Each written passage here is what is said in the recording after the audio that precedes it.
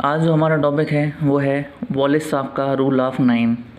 Basically इनने जो Wallace साहब थे इन्हें ये रूल दिया था, ये बर्न इंजरी थर्मल इंजरी जो थी थर्मल इंजरी के लिए दिया था। और इसका इन्होंने पूरे जो बॉडी होती है और बॉडी के हर पार्ट का जब बर्न होता है, थर्मल इंजरी होती है, तो कितना कंट्रीब्यूशन अफेक्टेड होता है। जब भी आप जलते हैं, हिंदी में बोले अपन, तो जब भी आप जलते हैं तो कितना पार्ट आपका कंट्रीब्यूट करता है इस केसेस में।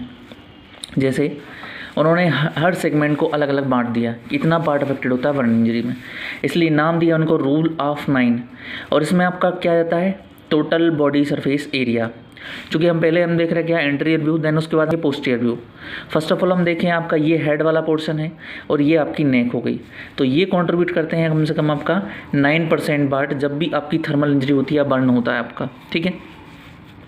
देन उसके बाद अगर आप देखें आपका जो लिम्ब है वो 9% पार्ट, फिर दूसरा जो आपका अपर लिम्ब है वो 9% पार्ट, ठीक है। चेस्ट आपका कितना करता है 9%, पर ये एंटीरियर व्यू, आप बैक में जाओगे, पीछे भी जाओगे, आपका बैक देखोगे तो डबल कर देंगे अपन, तो कितना हो गया 18%।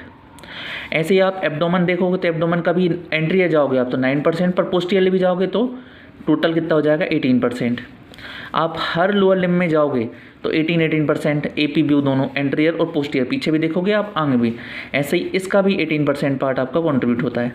फिर आती बात आपके जेनिटल, मतलब आपके जो सेक्सुअल ऑर्गन होते हैं उनकी, तो वो 1% पार्ट पार्टिसिपेट करते हैं। और आपके जो पाम होते हैं वो 1% पार्ट पार्टिसिपेट करते हैं। तो इन्होंने रूल ऑफ 9 बनाया था।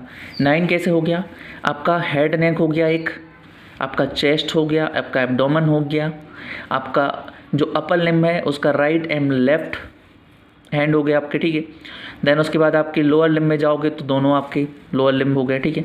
फिर आपके जेनेटिलिया हो गए और फिर आपका पाम भी हो गया। तो इस टाइप से रूल ऑफ 9 था। और इसके अकॉर्डिंग आप अनुमान लगा सकते हैं कि जैसे एग्जांपल लें कि किसी का चेस्ट कितना जल गया, मान के चलो कोई पेशेंट है जिसकी बर्न इंजरी हुई है, बर्न हो गया, तो मान के चलो उसका चेस्ट जल गया, फ्रंट से जल गया, ये आप अनुमान लगा सकते हैं कितना वो जला। बोलते हैं डॉक्टर बोलते हैं कि 80% जल गया, 20%, 50%, तो आप इससे पता लगा सकते हैं। जैसे किसी का चेस्ट जल गया या एब्डोमेन जल गया, तो हम अनुमान लगा लेंगे कि चेस्ट यदि फ्रंट से हमारा एंटीरियर बस जला है तो हम बोलेंगे 9% इसका, 9 इसका।